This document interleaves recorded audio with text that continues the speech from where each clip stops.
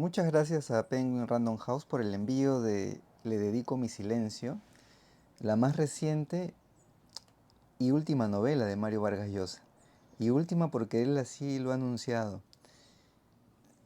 Me he tomado el tiempo de hojear la novela y poder hacerles una revisión lo más objetiva posible, pues se le ha criticado a Vargas Llosa algunas imprecisiones, quizás algunas cuestiones de época, por ejemplo, como el nombre de José Durán Flores, Flores con Z y tilde, y también poder entender el sentido del texto, que el tema de fondo, claro, se ha dicho es el vals, pero también aparece la escritura misma o el devenir de un erudito de la música criolla como es el protagonista, Toño Aspilcueta.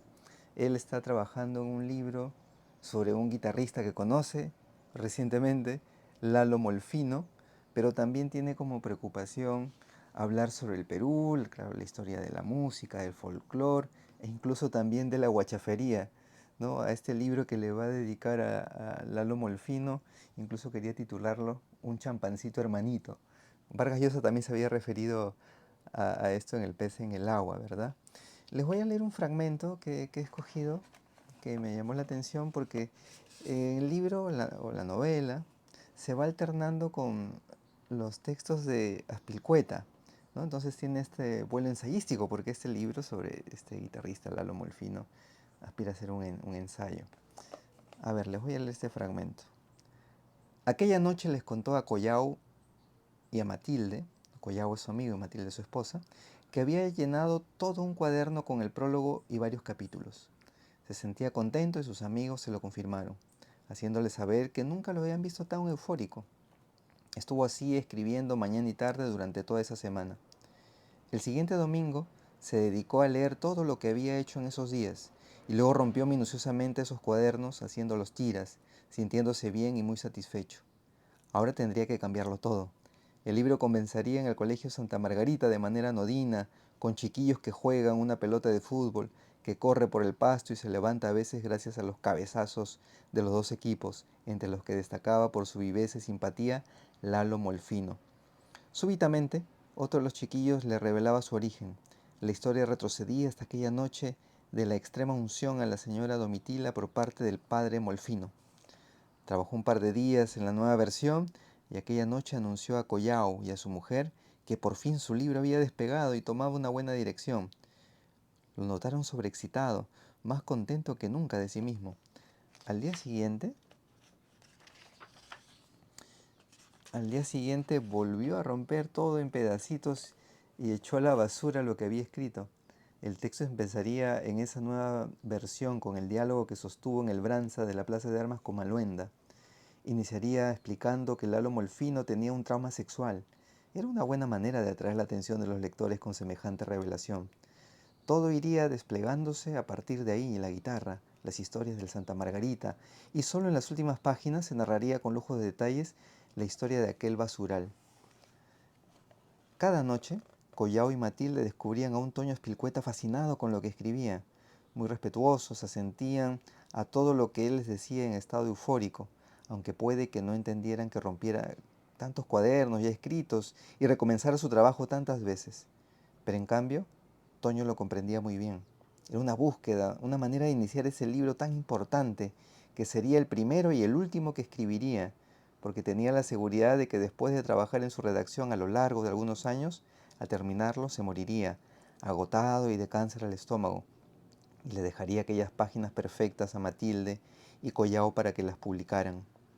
La obra aparecería póstumamente cuando a él los gusanos ya empezaran a comérselo, si es que no se hacía incinerar. ¿Cuánto costaría eso?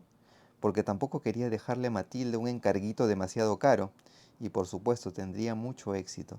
Un éxito que no vendría de repente, que se edificaría poco a poco entre los intelectuales, sobre todo que irían reconociendo a Antonio Espilcueta un gran talento, ideas originales, su revolucionaria teoría sobre el origen de lo peruano, la importancia de los cholos en la historia del Perú, la solidez del mestizaje y todo aquello contado a través de los compases de la música de Lalo Molfino, el aeda, el involuntario, el casual y extraordinario guitarrista que sin comerlo ni beberlo encabezaría este proceso.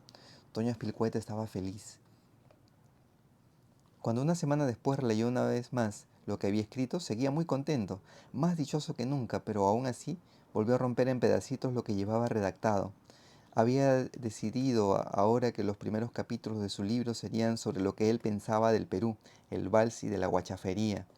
Comenzaría haciendo una descripción de esa Lima pequeñita y casi desaparecida con la guerra del Pacífico, las brutalidades de los cuerpos militares de ocupación, los saqueos y la ferocidad con que redujeron a golpes de látigo esta ciudad inhóspita, los libros que se robaban de la Biblioteca Nacional y que luego el tradicionista Ricardo Palma iría recuperando por el mundo, escribiendo cartas sin cesar. Y las luchas del general Cáceres desde la sierra con su ejército improvisado de serranitos y de cholos contra el ocupante. Y cómo mientras ocurrían estas cosas iba naciendo el verdadero Perú, el de los valses, el de la guachafería, en los barrios más pobres de Lima, en el Chirimoyo, en los callejones de Malambo, en las andanzas de la Palizada, en los paseos al campo o la pampa de Mancaes, en esas jaranas que duraban 2 o 3 días y en las que aquellos guitarristas impenitentes iban dejando poco a poco la vida, como Felipe Pinglo Alba, destrozados por el asma, los resfríos, las intoxicaciones y las tuberculosis. Decidió leerles a Matilde y Collao algunas páginas de esa nueva versión, pero apenas empezó la lectura esa noche, bajo ese solitario poste de luz desfalleciente, se arrepintió. Ahora tenía ideas distintas y dejó a su mujer y al pobre chino Collao desconcertados cuando interrumpió la lectura y les dijo que todo estaba por comenzar en ese libro que escribía.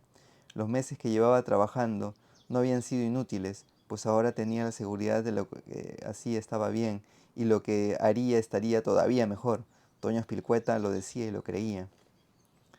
Al día siguiente volvió a escribir de nuevo, desde el principio, con ideas bastante más claras sobre lo que sería la composición de esa historia en la que contaría la vida fugaz de Lalo Molfino y el gran ensayo sobre la cultura y las costumbres del Perú.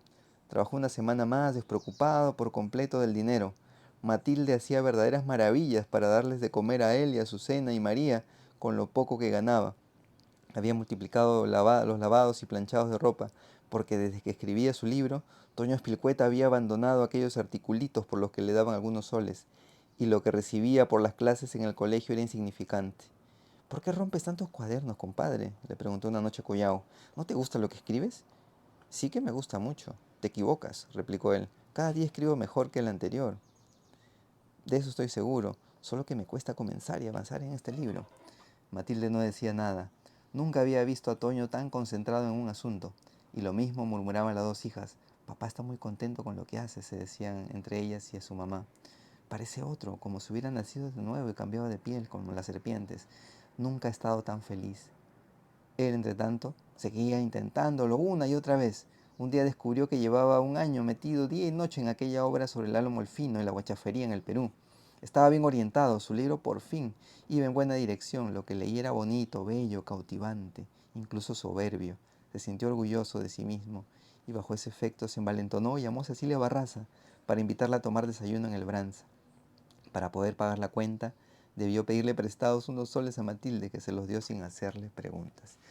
Me llamó mucho la atención esa parte, porque ahí creo que está el gran tema, ¿no? Incluso más que el vals, y que también empalma con lo que Vargas Llosa coloca en este ya epílogo, ¿no? Dice, terminé de escribir el borrador de esta novela en Madrid el 27 de abril de 2022. Comencé a corregirla en mayo y desde entonces he seguido estos meses. Mayo, junio, julio, agosto, septiembre, octubre, noviembre y diciembre, haciéndole pequeños cambios.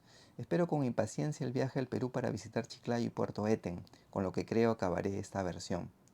En efecto, el viaje al norte del Perú me ha servido mucho de ayuda. Creo que he finalizado ya esta novela. Ahora me gustaría escribir un ensayo sobre Sartre, que fue mi maestro de joven. Será lo último que escribiré, Mario Vargas Llosa. De ahí que se haya pues difundido la noticia que esta es su última novela, ¿no? Y como les decía al inicio, pues quería tomarme el tiempo de revisarla y hacerlo la revisión más objetiva posible también y comentarles a ustedes, ¿no? Estas primeras impresiones. Claro, se alterna más que la acción o la vivencia de Toño Espilcueta, pues esta mirada ensayística, ¿no?, que tiene este personaje de Spilcueta sobre el Perú, sobre el vals, sobre la música. De ahí que quizás aparentemente no haya mucha acción, pero más interesante me parecía ese tema de fondo, ¿no? La escritura misma, el tiempo que se le dedica a algo sin reconocimiento, que es lo que le pasa al personaje, ¿no? Dedicar años a un libro y con su camino incierto. Eso es lo que quería comentarles. Ustedes no me dediquen su silencio, por favor, coméntenme qué les pareció, si les interesa leerla, si quieren saber un poco más, si quieren una revisión mucho más profunda o algún otro detalle de este libro. Gracias por su atención, por sus comentarios y por seguir a Lee por Gusto.